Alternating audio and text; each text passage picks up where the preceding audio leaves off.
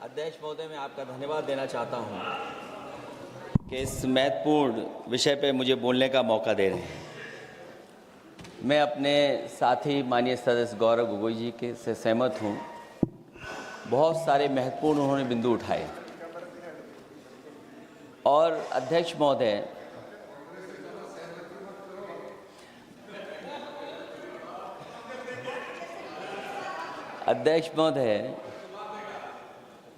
मुझसे ज़्यादा मेरे रिश्ते शायद हमारे विपक्ष के लोग ज़्यादा जान रहे हैं और जितना विपक्ष के लोग नज़र रखेंगे, मैं समझता हूँ उतना रिश्ते और मजबूत हो जाएंगे। अध्यक्ष महोदय, मैं आंदोलन को बहुत दूर से देख रहा था और उस आंदोलन में जो जीत के बाद नारा लगा, एक नारा लगा अध्यक्ष महोदय, सरकार के खिलाफ नारा लगा कि सरकार को ये अहंकार था कि सरकार झुकती नहीं है, लेकिन उन्हीं नई पीढ़ी के लोगों ने ये वो नारा दिया कि झुकाने वाला चाहिए, सरकार भी झुकती है और सरकारों को झुकाना भी नौजवानों को आता है। सरकार झुकी और स्वीकार किया उन्होंने। जो करोड़ों नौजवान जो मांग कर रहे थे कि सबसे पहले जो मंत्री जी हैं वो इस्तीफा दें, और बिंदु दूसरे अलग हैं जो हम लोगों को जानकारी में मिल रहा है। अध्यक्ष महोदय, सरकार हर विषय पे स्वीकार किया है, लेकिन पता नहीं अध्यक्ष महोदय, ये बात समझ में नहीं आ रही है कि सदन में उन आश्वासनों को क्यों नहीं रख रही है सरकार जो सहमति बनी है। और उसके बाद अध्यक्ष महोदय, हम लोगों ने देखा कि जब मंत्री जी लौटे हैं, मंत्री नहीं रहे, उसके बाद सदन के बाहर उनका स्वागत किया गया। अध्यक्ष महोदय, जो स्वागत हुआ उसके लिए हमें कोई शिकायत नहीं है, लेकिन माननीय सदस्यों को कितनी बड़ी राहत मिली होगी, कितने बड़े संकट से बचाया उन्होंने। एक प्रधान जी को हटा करके प्रधानमंत्री बचा लिया आपने। और ऐसा अध्यक्ष महोदय आंदोलन किसी ने नहीं देखा जिस आंदोलन में नई पीढ़ी के लोग, कम उम्र के लोग निकल करके आ गए और जो नारे दिए गए। ये सरकार पिछले कई वर्षों से नकारात्मक प्रचार पर टिकी हुई थी, नकारात्मक राजनीति करती थी और न जाने कितने हजार करोड़ रुपए खर्च किए होंगे सरकार ने नकारात्मक राजनीति के लिए। लेकिन नई पीढ़ी को मैं बधाई देना चाहता हूं, उनके मनोबल को और उनकी एकता को, और जिस तरीके से उन्होंने प्रचार किया, अंततः सरकार को झुकना पड़ गया। भाजपा वचन नहीं देती, जुमला देती है। तो मुझे उम्मीद है कि सभी युवा नौजवानों का जो मांग की है उन्होंने, उन सभी मांगों को सरकार स्वीकार करेगी। और सरकार ये भी स्वीकार कर लिया होगा कि कोई दल मजाक में बना तो कितनी बड़ा दल बन गया। जो कोई चीज मजाक से शुरू हुई वो कितना सीरियस हो गई, और इतना सीरियस हुई कि हमारी सरकार लोकतांत्रिक हो गई कि जो उनको धरने पे बैठने दिया। सरकार लोकतांत्रिक थी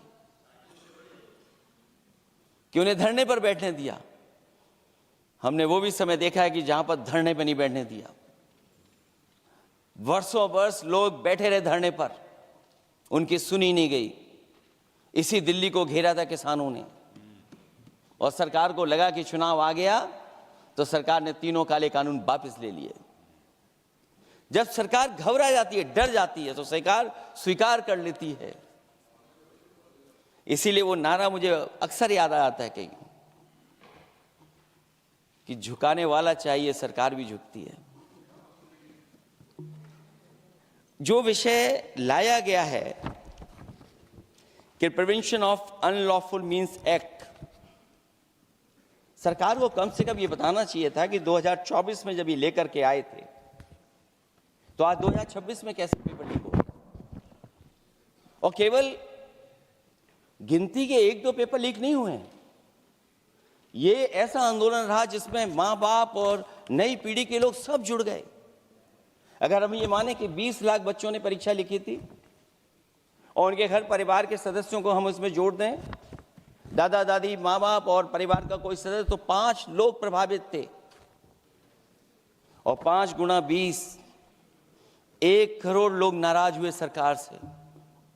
और अक्सर हम पॉलिटिकल लोग हैं, हम लोग जानते हैं जब कभी आंदोलन करते हैं तो कितनी तैयारी करानी पड़ती है, गाड़ियों का इंतजाम, खाने का इंतजाम और इंतजाम। लेकिन ये पहला आंदोलन देखा कि जिसमें माँ बाप भी जुड़ गए और कहा कि जाओ बच्चों आंदोलन करो, हम आपके साथ हैं। ये पहला आंदोलन ऐसा देखने को मिला है।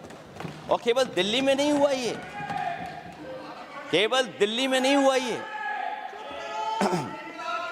अगर ये बात गलत है, अगर ये बात अध्यक्ष महोदय गलत लग रही है, तो देश के होम मिनिस्टर साहब को ले आइए, वो सब एक्सप्लेन कर देंगे।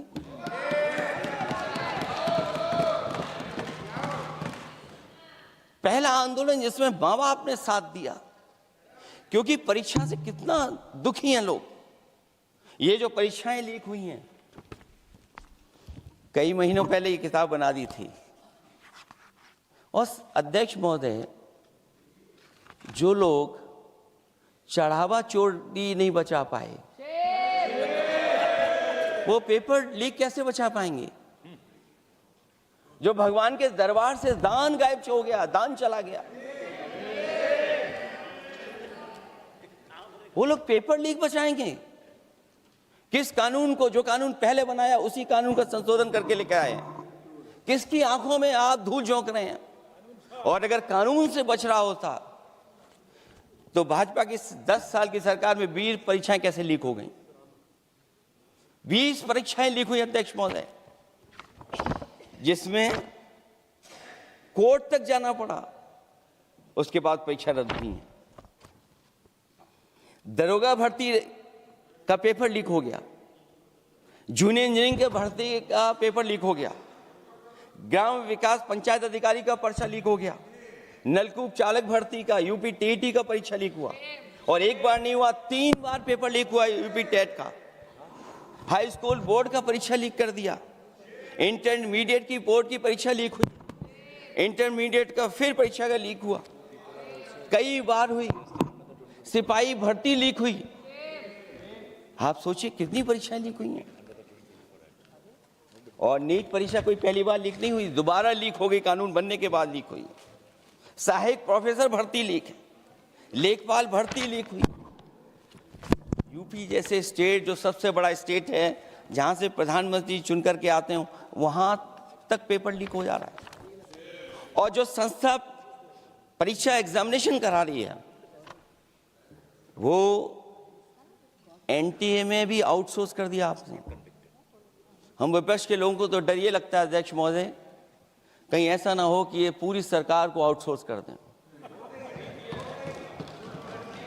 आउटसोर्स सरकार है, जो सबसे विश्वसनीय संस्था है, उसमें आउटसोर्स पे आपने कर्मचारियों को रखा हुआ है। किस बात की जवाबदेही है? यही अकाउंटेबिलिटी है आपकी? कहीं अकाउंटेबिलिटी ये तो नहीं है, आप अकाउंटेबिलिटी को ये कहीं समझ बैठे हों कि अकाउंट को भर दे वो एबिलिटी वाला ही हमें चाहिए? कहीं वो अकाउंटेबिलिटी तो नहीं है? आप बताइए, एनटीए को आउटसोर्स किया हुआ है आपने। जिस संस्था की जिम्मेदारी है महत्वपूर्ण परीक्षा कराने की, उसमें सब आउटसोर्स।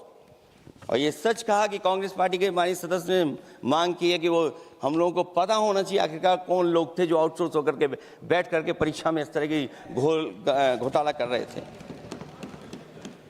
आखिरकार जवाबदेही क्या है, किसकी थी? और फिर केवल नीट की परीक्षा की बात करें और परीक्षाओं की बात करें, अगर हम अध्यक्ष महोदय, जब से सरकार बनी है तब से सरकार की कोशिश रही है कि शिक्षा, परीक्षा और यूनिवर्सिटी का ताना बाना पूरा ध्वस्त हो जाए। उसको एक रंगी बना दें हम, उसमें अंडरग्राउंड अनरजिस्टर्ड लोग शामिल हो जाएं। ये पिछले जब से भारतीय जनता पार्टी की सरकार आई है तब से हो रहा है। और फिर शुरुआत कहां से होती है? क्योंकि आप नहीं चाहते कि देश के गरीब लोग पढ़ें लिखें आगे बढ़ें। सरकार ने सबसे पहले हमला किया प्राइमरी स्कूल पर, और प्राइमरी स्कूल कितने बंद किए हैं आपने? जहां से बच्चे की शिक्षा की यात्रा शुरू होती है। एक गरीब परिवार का बेटा बच्चे कहां से पढ़ करके निकलते हैं? सबसे पहले प्राथमिक शिक्षा सरकारी स्कूलों से पढ़ करके निकलते हैं। हमारे बहुत सारे माननीय सदस्य होंगे, वो उन्हीं प्राथमिक विद्यालयों से पढ़ करके आज इस सदन तक पहुंचे होंगे। आपने सबसे पहले स्कूलों पे हमला किया, और प्राइमरी से लेकर के नौकरी तक पे आपने हमला किया है। युवाओं के भविष्य पर आपने चोट पहुंचाने का काम किया है। और जो प्राइमरी स्कूल जो आपने बंद किए हैं, वो इसीलिए बंद किए हैं आपने कि पिछड़े, दलित और गरीब के वर्ग के परिवारों के बच्चे पढ़ लिख न जाएं। क्योंकि आज भी अगर हम देखते हैं प्राइमरी स्कूल में कौन पढ़ने जा रहा है? सबसे समाज के गरीब परिवार के बच्चे पढ़ करने जा रहे हैं। सबसे पहला हमला आपने वही किया, और इसीलिए किया क्योंकि नींव पर ही अगर हमला होगा तो ये आगे नहीं बढ़ पाएंगे। जो आंकड़े सरकार के बताए गए हैं, 1 लाख से ज्यादा सरकारी प्राइमरी स्कूल बंद कर दिए सरकार ने। और अगर ये बात गलत है तो हमें उम्मीद है सरकार इस पर भी जवाब देगी। और अगर हम आंकड़े निकालें तो जो आंकड़े दिखाई दे रहे हैं, यूपी में सबसे ज्यादा प्राइमरी स्कूल बंद हुए हैं।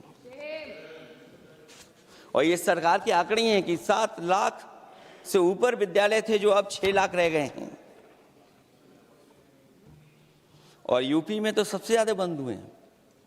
उत्तर प्रदेश में 26,386 सरकारी प्राइमरी स्कूल बंद कर दिए सरकार ने। और केवल प्राइमरी स्कूल बंद नहीं किए हैं, नौकरी पे भी हमला किया है। 69,000 शिक्षक भर्ती को लेकर के बड़े पैमाने पर घोटाला किया गया।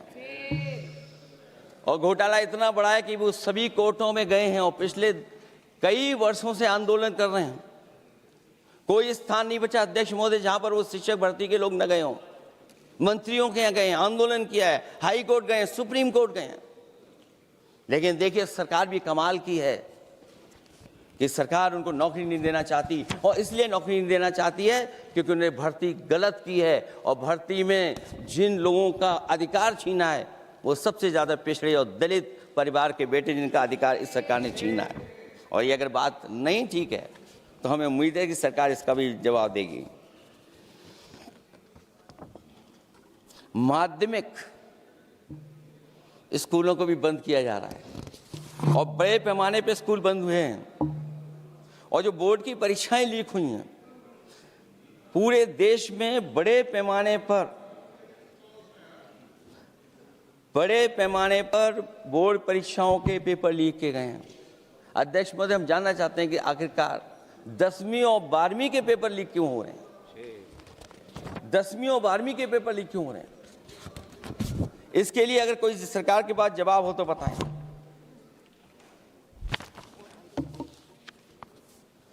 और जो बच्चियों ने जान दी है नीट की परीक्षा में, जब परीक्षा का पेपर लीक हो गया है, अध्यक्ष महोदय, मैं अपनी तरफ से, पार्टी की तरफ से और सभी की तरफ से उन्हें श्रद्धांजलि देता हूं। और हमें उम्मीद है कि सरकार उन बच्चों की मांग मानेगी जिन बच्चों ने ये शर्त रखी है कि उनके परिवार के लोगों को 1 करोड़ मुआवजा दिया जाए।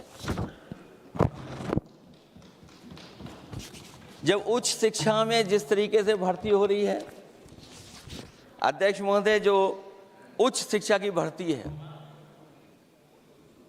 उसमें जो अपॉइंटमेंट हो रहे हैं उनके बारे में तो क्या चर्चा करें कि जब संस्था पे सबसे ऊपर बैठा व्यक्ति ही अन्याय करेगा तो पूरी संस्था में अन्याय होगा।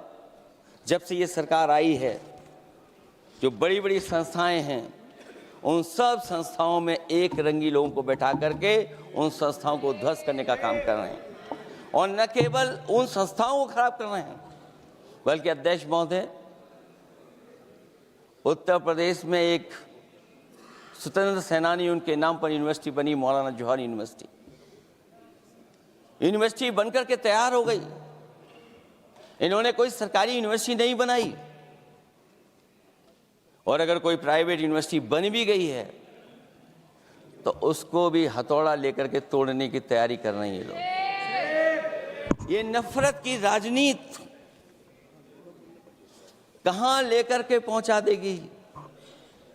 और जब से बीजेपी की सरकार आई है तब से नफरत की राजनीति और दूसरे लोगों के साथ किस तरह का व्यवहार हो रहा है, उन्हें कहीं भी न्याय तक नहीं दिला पाई सरकार। और जब नौकरी की बात आ जाए तो अध्यक्ष महोदय, अग्निवीर भर्ती में भी जो हर साल में कितनी भर्ती होती थी, कभी 80,000 भर्ती हुआ करती थी, अब भर्ती केवल 10,000 हो पा रही है। आखिरकार अध्यक्ष महोदय, सरकार नौजवानों की पढ़ाई और नौकरी पे हमला क्यों कर रही है और नौकरी पे हमला क्यों हो रहा है? जब आप ये कहते हैं कि हमारे नौजवान हमारी डेमोग्राफिक डिविडेंड बन करके आए हैं, कहीं यही नौजवान हमारी आपदा न बन जाए, इसके बारे में भी सरकार को सोचना चाहिए। और मैं ये जरूर कहना चाहता हूं कि अध्यक्ष महोदय, अगर शिक्षा अच्छी होगी, परीक्षा सच्ची होगी तो तरक्की भी पक्की होगी।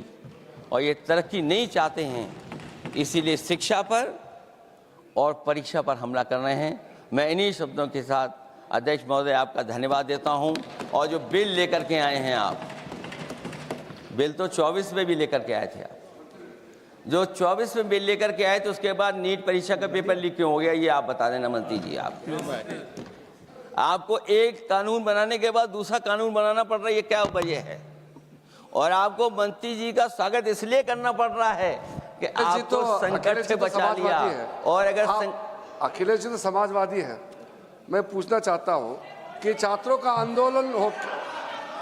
आंदोलन के बाद सरकार उनका बात सुन के पार्लियामेंट में बिल लेके आता है, ये अच्छा है, या जो आंदोलन होता है तो उसको कुचलने के लिए देश में इमरजेंसी लगा देता है, वो अच्छा? आप बता दीजिए।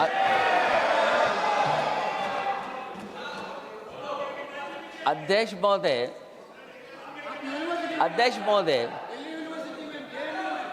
महोदय, मैं इमरजेंसी को तो नहीं देखा हूं, लेकिन इमरजेंसी में क्या क्या हुआ है वो अभी दिल्ली की राजधानी में भी देखने को मिल गया है।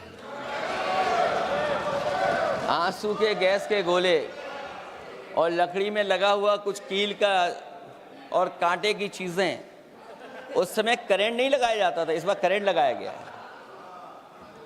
तो ये इमरजेंसी के बराबर ही हुआ है हमला, कम नहीं है। इमरजेंसी से कम अन्याय नहीं कर रहे हैं आप लोग। और याद करिए अध्यक्ष महोदय, अगर इमरजेंसी इन्हें याद आ गई है, अगर इमरजेंसी अध्यक्ष महोदय इन्हें याद आ गई है तो इमरजेंसी के बाद भी परिवर्तन हुआ था और हमें भरोसा है कि इसके बाद भी परिवर्तन होगा। और अध्यक्ष महोदय, मैं आखिरी में कहना चाहता हूं, कानून से नहीं, नियत साफ होगी तब नीट का परीक्षा साफ होगी। सवाल कानून का नहीं है, आपकी नियत साफ नहीं है। और जिस समय आपकी नियत साफ होगी तो परीक्षा भी साफ हो जाएगी। और हमारे साथी जो कुछ और बातें उठा रहे हैं, आज मौका नहीं है, लेकिन आपको भगवान भी माफ नहीं करेंगे, क्योंकि आप चढ़ावा चोरी में शामिल हुए हैं। और चढ़ावा ही नहीं, जो गुप्त दान था वो भी चोरी हुआ है, गुप्त दान। और ये पाप की श्रेणी में नहीं आता है, महापाप की श्रेणी में आता है। Akhilesh ji bill pay. और अध्यक्ष महोदय, आखिरी में मैं इतना ही कहना चाहता हूं, शिक्षा की रक्षा के लिए जो आंदोलन हुआ है वो हमेशा आंदोलन जीतेंगे। बहुत बहुत धन्यवाद, बहुत बहुत आभार प्रकट करता हूं आपका। श्री अभिषेक बनर्जी।